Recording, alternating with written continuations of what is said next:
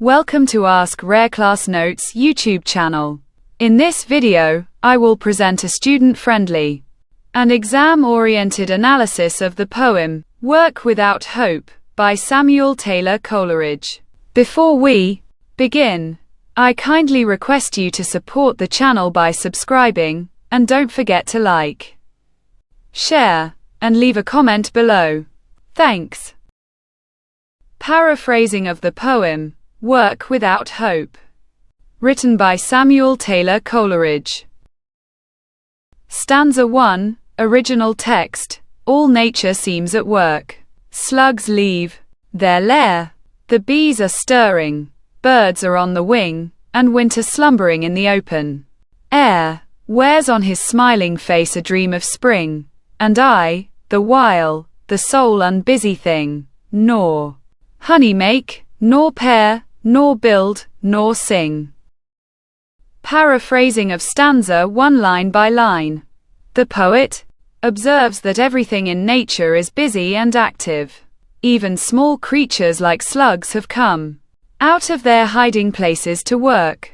Bees are buzzing and working, and birds are flying in the sky. All creatures are full of life and activity.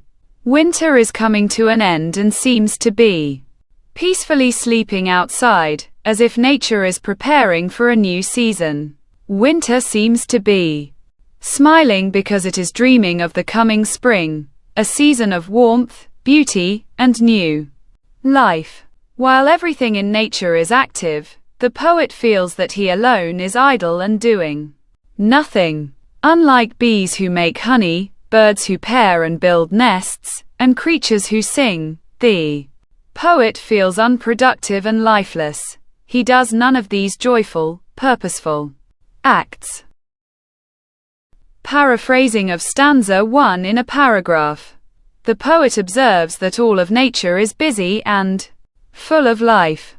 Even the smallest creatures, like slugs, have come out of their hiding places.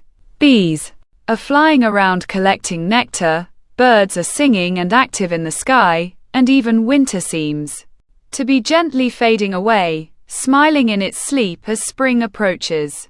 While all of nature is busy and alive, the poet feels like he is the only one who is idle and without purpose. He neither creates anything like the bees, nor sings or builds like the birds. He feels disconnected and inactive in a world full of motion and renewal. Stanza 2 original text. Yet well I ken the banks where amaranths blow, have traced the fount whence streams of nectar flow. Bloom, O ye amaranths, bloom for whom ye may, for me ye bloom not. Glide, rich streams, away, with lips unbrightened, wreathless brow, I stroll, and would you learn the spells that drowse my soul? Work without hope draws nectar in a sieve, and hope without an object cannot live. Paraphrasing of stanza 2. Line by line. The poet says he knows very well the places, banks, where the beautiful, everlasting flowers called amaranths bloom. The poet has even found the source of sweetness and joy in life, the fountain of nectar, yet he feels unable to taste or benefit from it. The poet tells the flowers to bloom for others. Since they do not bloom for him, he feels disconnected from life's beauty and joy. The poet sadly admits that nature's beauty and blessings are not for him. The sweet streams can flow away because he cannot enjoy them. He walks around with dull lips and no wreath, symbol of joy or celebration, on his head, showing his lack of joy or purpose. The poet asks if anyone wants to know what has made his soul sleepy, dull, and hopeless. The poet explains, working without hope is useless. It's like trying to collect sweet nectar in a sieve, a tool full of holes. Nothing can be gained without hope.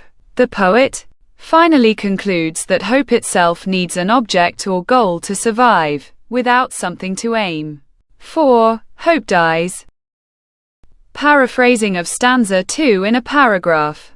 The poet says that he knows where beauty and joy exist. He has seen the places where the eternal flowers, amaranths, bloom and where streams of sweet nectar flow.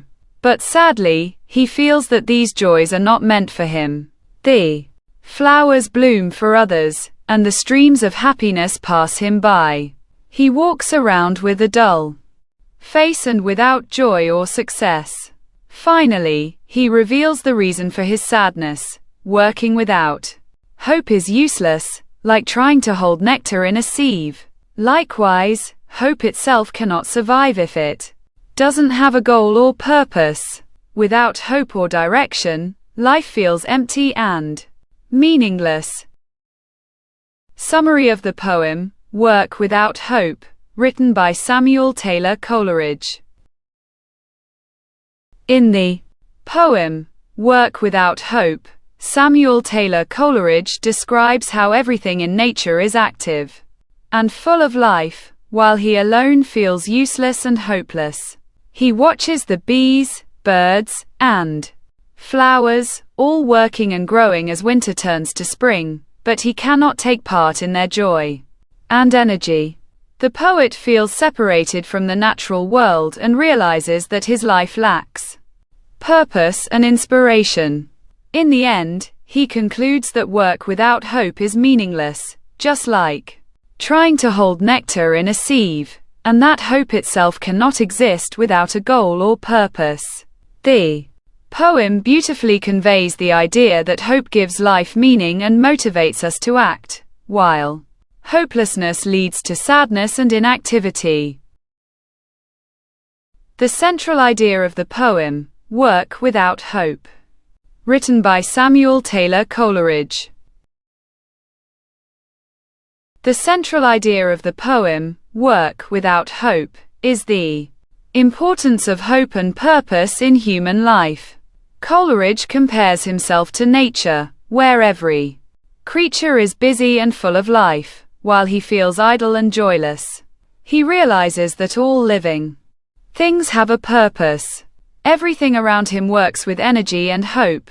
Bees make honey, birds build nests, and flowers bloom. But the poet feels disconnected from life's beauty and joy. Through the final lines, he expresses a deep truth. Work without hope is meaningless, just as it is impossible to collect nectar with a sieve. At the same time, hope cannot survive without a goal or purpose. The poem reminds us that both hope and purpose are essential to make life meaningful and productive. Thank you for watching the video. Want to study in more detail? Check out my website. You'll find the link in the description below. If you liked this effort, please subscribe to my channel, and don't forget to like, comment, and share the video.